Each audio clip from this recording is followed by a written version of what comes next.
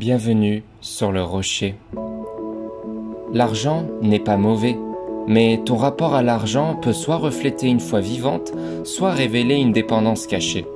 On vit dans un monde qui mesure la réussite à travers ce qu'on possède, mais Dieu regarde le cœur. Alors, comment gérer l'argent avec sagesse, foi et fidélité selon la Bible? À l'Éternel, la terre et tout ce qu'elle contient. Psaume 24, verset 1. Ton salaire, ta maison, ton compte en banque ne sont pas vraiment à toi. Tu es un intendant, un gestionnaire. Ce que tu possèdes est temporairement entre tes mains. Dieu observe comment tu gères ce qu'il t'a confié.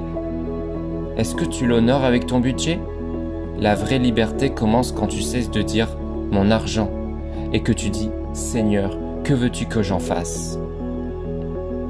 Celui qui est fidèle dans les petites choses le sera aussi dans les grandes. Luc chapitre 16 au verset 10. Tu n'as pas besoin d'être riche pour être fidèle.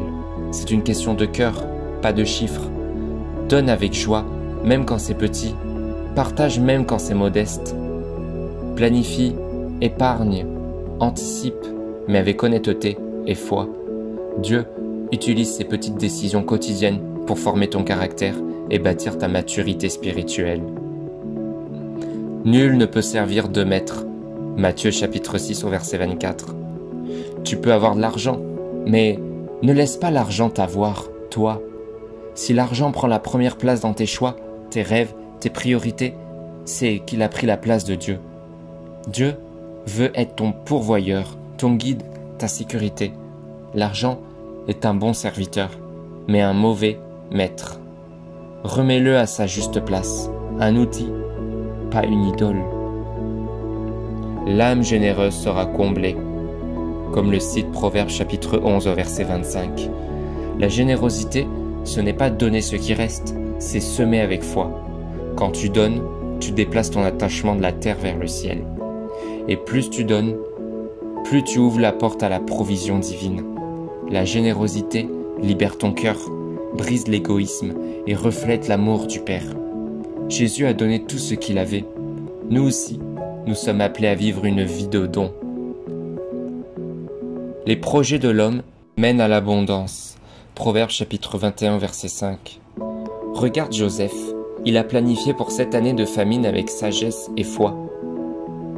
Planifier, économiser, investir, ce n'est pas un manque de foi, c'est de la bonne gestion.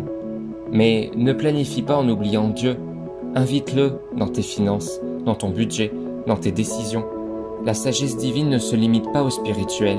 Elle touche aussi ta manière de dépenser, d'épargner, de bénir. Ce que tu construis aujourd'hui avec Dieu détermine ce qu'il pourra t'offrir demain. L'argent n'est pas le problème. Le vrai test, c'est ton cœur. Est-ce que tu fais confiance à Dieu pour pourvoir?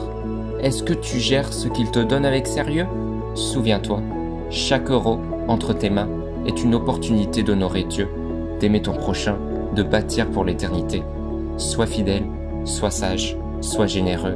Et rappelle-toi, ta vraie richesse n'est pas sur ton compte bancaire, elle est en Christ. Si cette vidéo t'a plu, n'hésite pas à t'abonner et à liker. Et on se retrouve demain pour un nouvel enseignement biblique.